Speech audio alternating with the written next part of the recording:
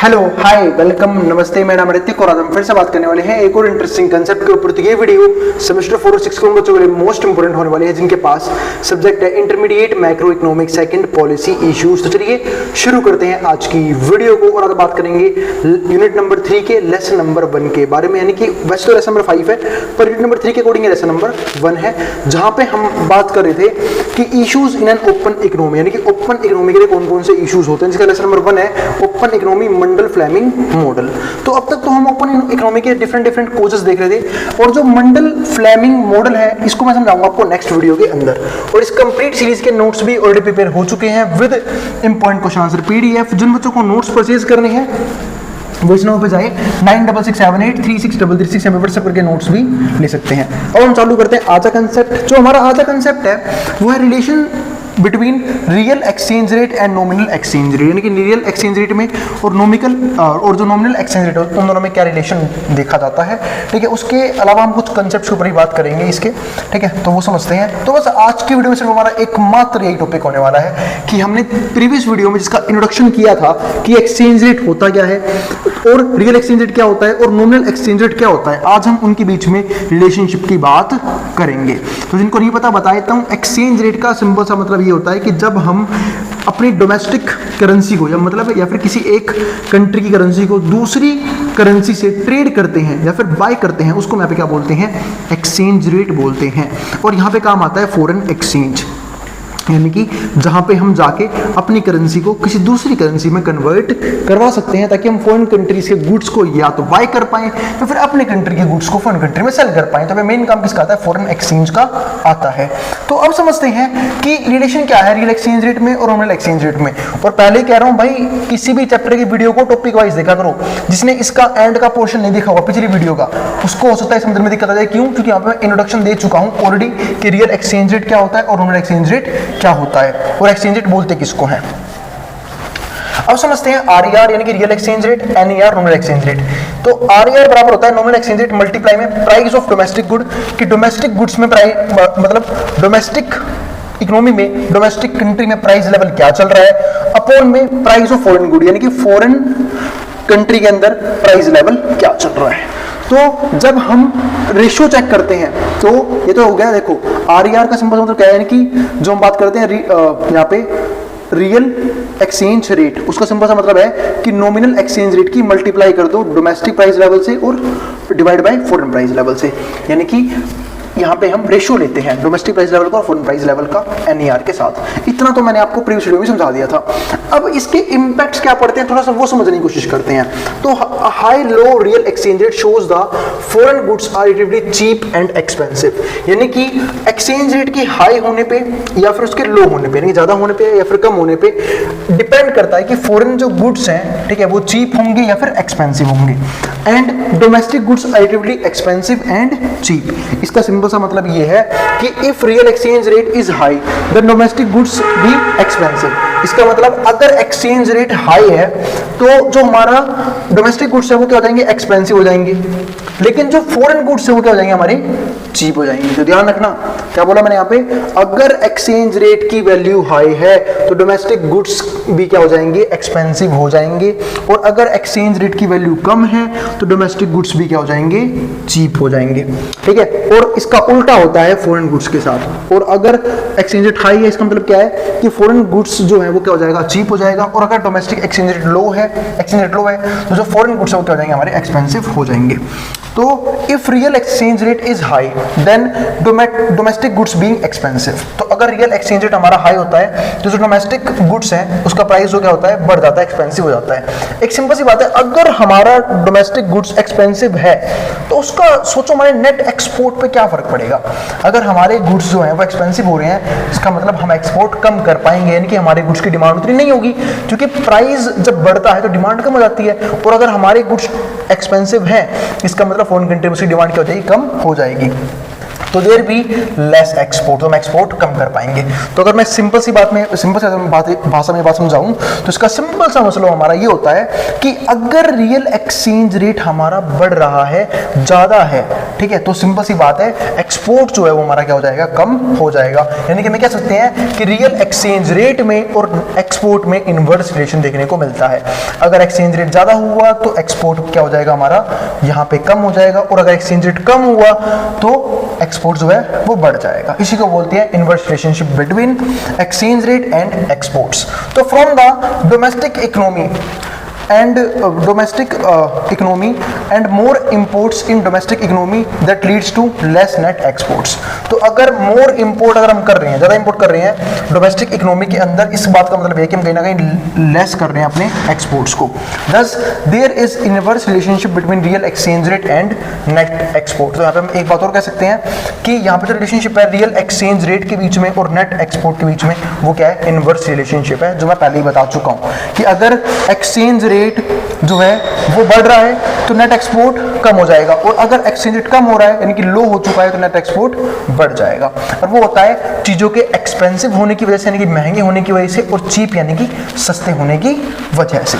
तो ये हो गया हमारा पहला पॉइंट, जो पहला इंपैक्ट देखा हमने कि एक्सचेंज रेट में और नेट एक्सपोर्ट पे क्या फर्क पड़ता है जब हम एक्सचेंज रेट को चेंज करते हैं। तो यानी कि हमारा जो नेट एक्सपोर्ट है वो किस तरीके से इन्फ्लुएंस होता है।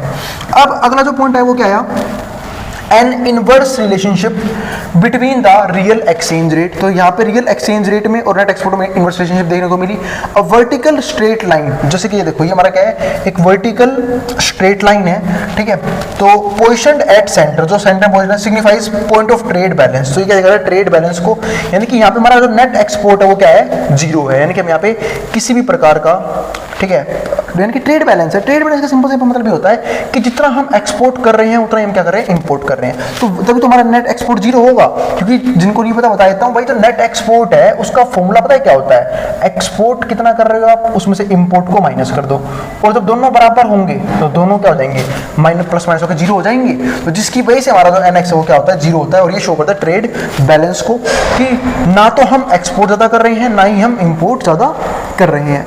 इसके बाद where real exchange rate corresponds to a situation where exports and imports are equal. तो ये हमारा क्या आता है, तो जो रियल एक्सचेंज रेट है इस पॉइंट पे, तो ये वो सिचुएशन क्रिएट करता है जहां पे हमारा एक्सपोर्ट और इंपोर्ट दोनों क्या होते हैं, इक्वल होते हैं, जो मैंने भी आप लोगों को बताया और समझाया उस फॉर्मूले के हिसाब से।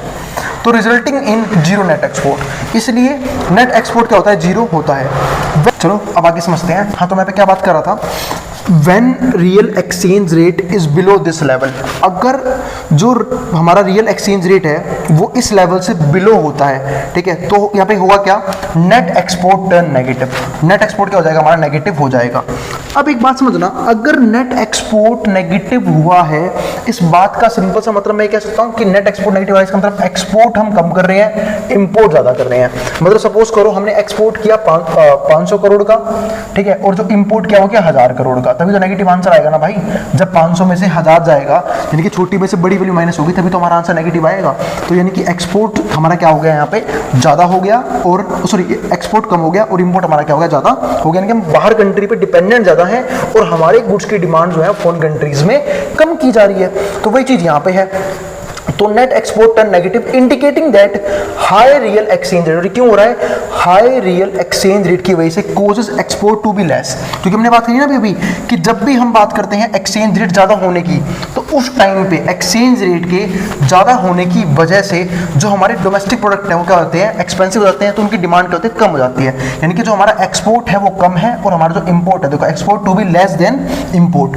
Conversely when real exchange rate exceeds this point, लेकिन अगर उल्टा समझे हम इसका, यानी कि जब रियल एक्सचेंज रेट क्या है, एक्सीड करता है इस पॉइंट से, यानी कि ज्यादा होता है इस पॉइंट से, तो यहाँ पे नेट एक्सपोर्ट बिकम पॉजिटिव। तो नेट एक्सपोर्ट पॉजिटिव आएगा, और नेट एक्सपोर्ट पॉजिटिव आने का सिंपल सा मतलब ये है, हम एक्सपोर्ट ज्यादा कर रहे हैं, फॉरेन कंट्रीज के अंदर हमारे गुड्स और सर्विस की डिमांड ज्यादा हो रही है, और हम इंपोर्ट कम कर रहे हैं, यानी कि फॉरेन कंट्रीज के ऊपर हमारी डिपेंडेंसी, डोमेस्टिक कंट्री की डिपेंडेंसी वो कम है, ठीक है। क्योंकि अब उल्टा कर देते हैं, अब हमने एक्सपोर्ट किया 1000 करोड़ का, 1000 करोड़ का सामान बेचा और सिर्फ 500 करोड़ का खरीदा, तो 500 करोड़ का जो है नेट एक्सपोर्ट आया, यानी कि पॉजिटिव नेट एक्सपोर्ट आया यहाँ पे।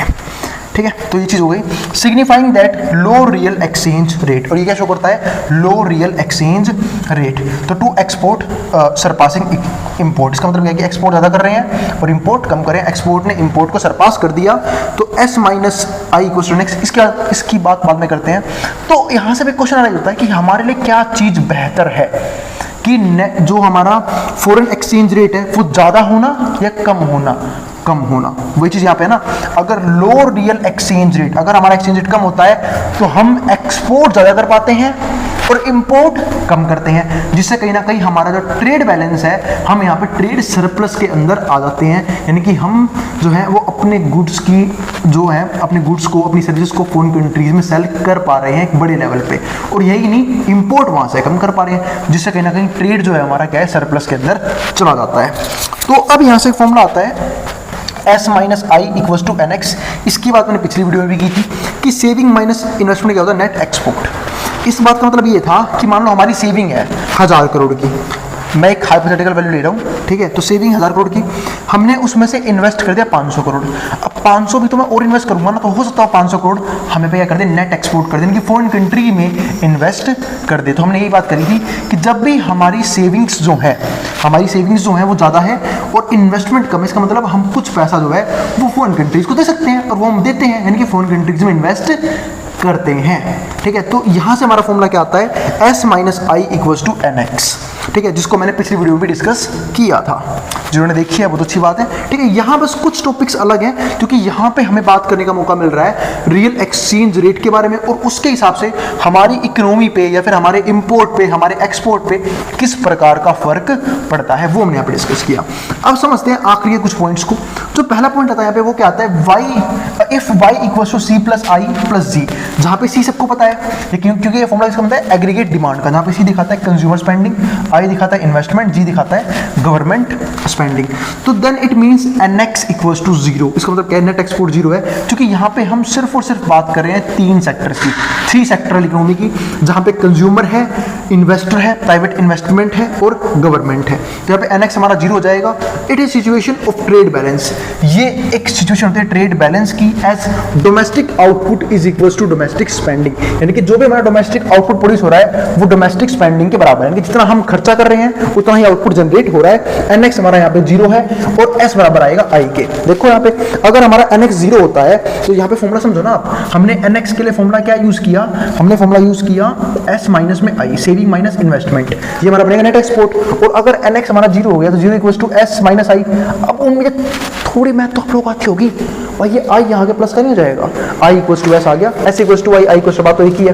तो दैट इज डोमेस्टिक सेविंग्स। ये क्या बनता है हमारा, domestic savings are enough to fund domestic investment. मतलब यही शो करता है कि हमारे देश में जितनी सेविंग्स हो रही है वो अच्छी खासी है हमारे देश में इन्वेस्टमेंट को कवर करने के लिए। Hence there is no need to borrow or lend from or to abroad.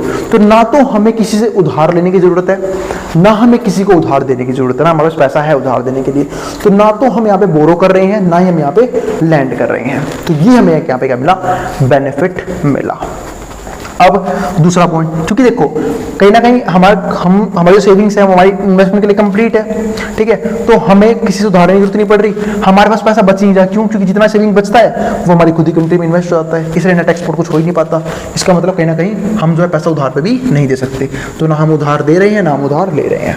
दूसरा पॉइंट क्या है, if y is greater than c plus I plus G, यानी कि एग्रीगेट डिमांड जो है वो c plus I plus G से ज्यादा है, then it means nx greater than 0। इसका मतलब क्या है कि nx क्या है, 0 से बड़ा है, यानी कि nx हमारा क्या है यहाँ पे पॉजिटिव है।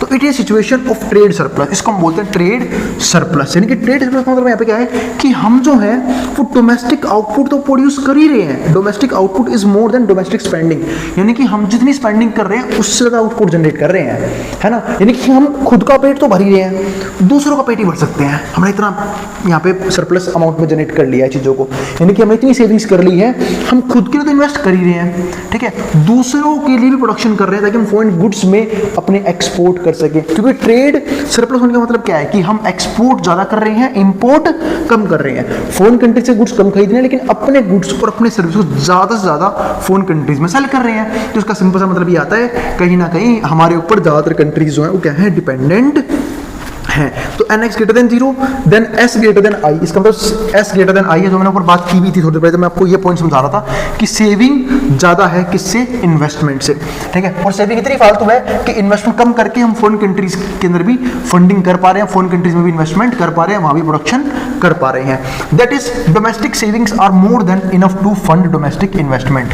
तो डोमेस्टिक सेविंग जो है वो बहुत ज़्यादा है डोमेस्टिक इन्वेस्टमेंट के हिसाब से, यहाँ तो बराबर ही था सिर्फ, यानी कि यहाँ पे जितनी भी ऊपर वाले पॉइंट में जितनी भी हमारी सेविंग्स थी वो सब इन्वेस्ट हो रही थी, लेकिन नीचे क्या है, सेविंग्स बहुत ज़्यादा है, इन्वेस्टमेंट उतने करने की जरूरत है भी नहीं, तो हम बाकी पैसा क्या करेंगे, लोगों को उधार पे देंगे। तो hence there is need to lend, तो अब हमें जरूरत है पैसे को उधार पे देने की, लैंड टू फॉरेनर्स अब्रॉड, यानी कि बाहरी कंट्रीज को हम पैसा उधार दे सकते हैं, यानी कि बाहरी कंट्री इस पॉइंट में हमारे ऊपर क्या है, डिपेंडेंट है। लेकिन अब समझते हैं इसका उल्टा जहाँ पे होता है ट्रेड डेफिसिट।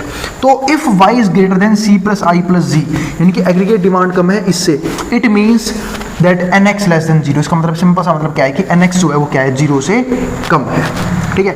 और अगर हमारा nx 0 से कम है, it is situation of trade deficit, इसको हम क्या बोलते हैं, सिचुएशन ऑफ ट्रेड डेफिसिट, यानी कि हम जो है वो कहेंगे ट्रेड के अंदर नुकसान में है, हमारी सेविंग्स इतनी इनफ नहीं है कि हम अपनी कंट्री में डोमेस्टिक इन्वेस्टमेंट भी कंप्लीट कर पाएँ। और जब हम अपनी कंट्री में डोमेस्टिक इन्वेस्टमेंट तक के लिए सेव नहीं कर पा रहे, तो इसका मतलब कहीं ना कहीं हमें उधार लेना पड़ेगा उस इन्वेस्टमेंट को कंप्लीट करने के लिए। तो it is a situation of trade deficit as domestic output is less than domestic spending, क्योंकि डोमेस्टिक आउटपुट जो है क्या है, डोमेस्टिक स्पेंडिंग से बहुत कम है।